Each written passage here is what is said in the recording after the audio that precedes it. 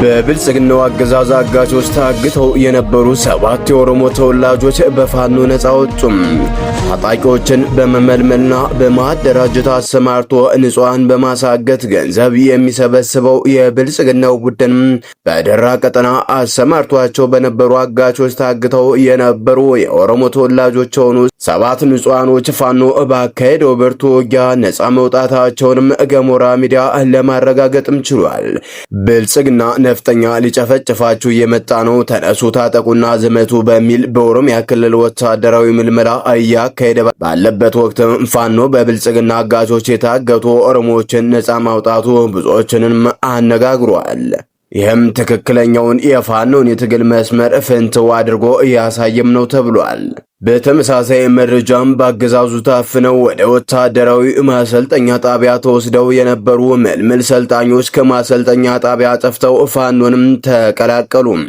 የፋሽስቱ አብይ አህመድ አገዛዝ ስልጣኑን በታዳጊዎች ደምና ጉልበት ለማቆየት ከተለያዩ የመዝናኛ ቦታ እንዲሁም ከትምህርት ቤት አፍኖ ወደ ብር ሸለቆ ወታደራዊ ማሰልጠኛ ተቋም አስገብቷቸው የነበሩ ምልምል ሰልጣኞች ሰልጥነን ወጥተን በአማራ ሕዝብ ላይ ጭፍጨፋ አንፈጽምም በሚል በመጥፋት አፋብን ቴዎድሮስ 109ኛ ኮር 77ኛ ክፍለ ጦርን መቀላቀላቸውን የኮሩ ሕዝብ ግንኙነት ክፍል ለገሞራ ሚዲያ በላከው መረጃም አስታውቋል።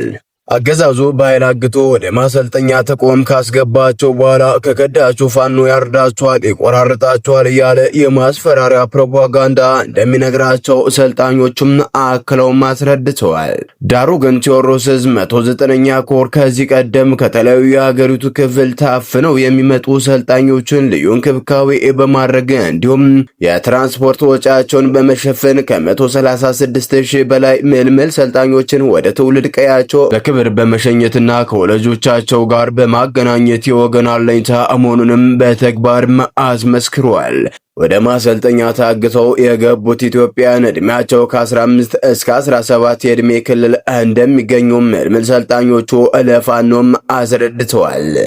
በተመሳሳይ መረጃም 5 የብልጽግና መከላከያ ሰራዊት አባላት ከነሙሉ ትጥቃቸው ማረጉ ተማረ ክፍለ ጦርን ተቀላቀሉ። ያለ ጦርነት እልቂት መኖር የማይችለው ፋሽስቱ የብልጽግና አገዛዝ የሰሜኑን ጦርነት ዳግም መቀስቀሱን ተከትሎ ሰራዊቱን በሰፊው እየፈረሰ ሲሆን ባለፉት ጥቂት ቀናቶች ብቻ አመራሮችና የቡድን መሳሪያን ጨምሮ በርካታ አባላቶቹም ምኒልክ ዕዝን እየተቀላቀሉ ይገኛሉ። በዚህም የአማራ ፋኖ ብሔራዊ ንቅናቄ አፋብን ምስራቅ አማራ ቀጠና ምኒልክ ዕዝ የላስታ ጀነራል አሳምነው ጽጌ ኮር አካል የሆነው ማረጉ ተማረ ክፍለ ጦር 561ኛ ክፍለ ጦር አባል የሆኑት ያገዛዙ ብልጽግና መከላከያ ሰራዊት አባላት ፋኖንም ተቀላቅለዋል።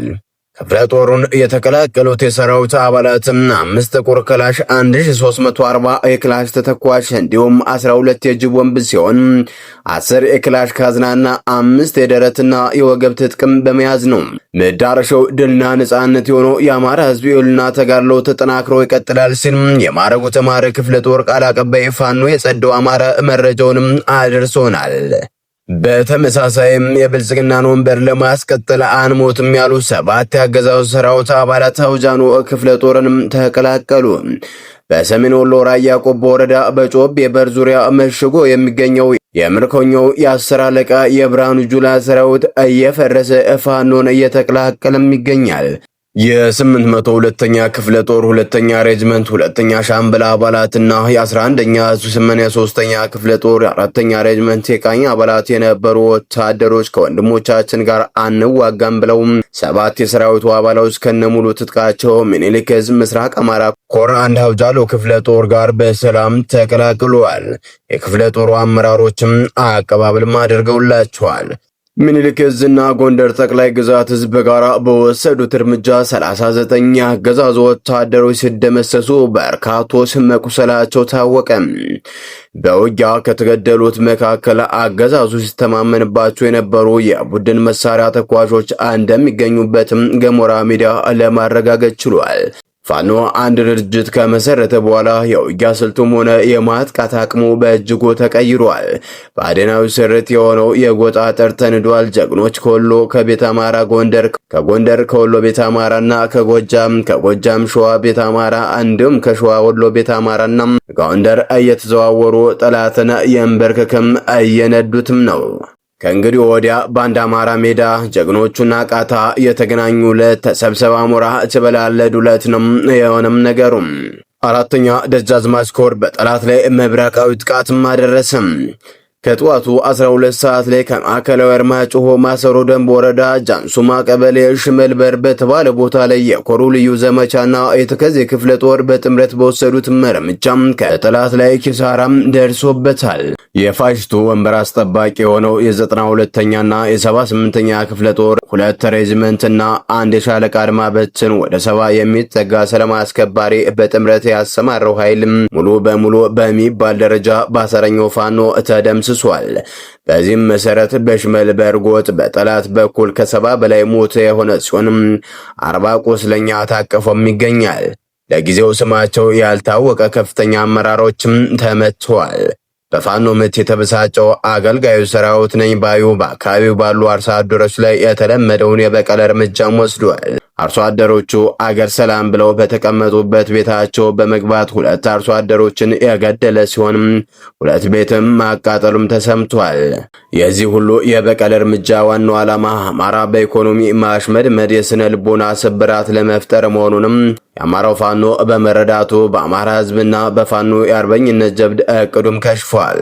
ሰራዊታችንም በሙሉ ጤንነት ቅጽበታዊ እርምጃ ለመውሰድ በተጠንቀቅ ላይ ይገኛል ሲልም በአጠቃላይ የአማራ ፋኖ አንድነት መመስረቱን ተከትሎ ጠላትም ይዘው የሚጨብጠው መጥቷል።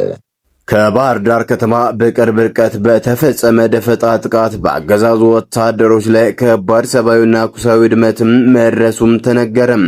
ጥቃቱ የተፈጸመው ወታደራዊ ሬሽን አጅበው ከባህር ዳር ጭንባ እየተንቀሳቀሱ በነበሩ የአገዛዙ ወታደሮች ላይ መሆኑም ተሰምቷል። በጉዳዩ ዙሪያ ገሞራ ሚዲያ ያነጋገራቸው የጦር ተንታኞችም አማራዊ የጦር ብልሃትን ከሽምቅ ሳይንሳዊ ጋር የተዋሃደ ነው ባሉት በዚህ የደፈጣ ጥቃትም የፋኖ አቅም ምን ያክል ጠንካራና በትንሽ የሰው ኃይል ትላልቅ ግዳጆችን በስኬት የሚወጣ መሆኑንም ያስመሰከረ ነው ያሉ ሲሆንም በአንጻሩ ደግሞ የአገዛዙ ኃይል የሚሰነዘርበትን ጥቃት ተከትሎ ራሱን ማዳር የማይችልበት ደረጃ ላይ መድረሱንም በገሃድም አሳይቷል ብለዋል። የጠላትን አባል ግንባሩን ብሎ ወደ ወንድሞቹ የተቀላቀለው ወንድማችን አቀባበል ተደርጎለታል። ወታደር ስንታዩ ይባላል። ከ9 ወር በፊት በግዳጅ ነበር ወደ ውትድርና በአገዛዙ ታፍሶ የገባው። ከዛም ምስራቅ እዝ 99ኛ ክፍለ ጦርን ተቀላቅለው ለ3 ወር የቆየ ቢሆንም አገዛዙ በአማራ ሕዝብ ላይ የሚያደርገውን በደል እረፍት ስለነሳው የጠላትን ተረኛ ጥበቃ ዋርድያ ግንባሩን ብሎ ከነሙሉ ትጥቁ አፋብን ቴዎድሮስ 105ኛ ኮር 55ኛ ክፍለ ጦርን ተቀላቅሏል።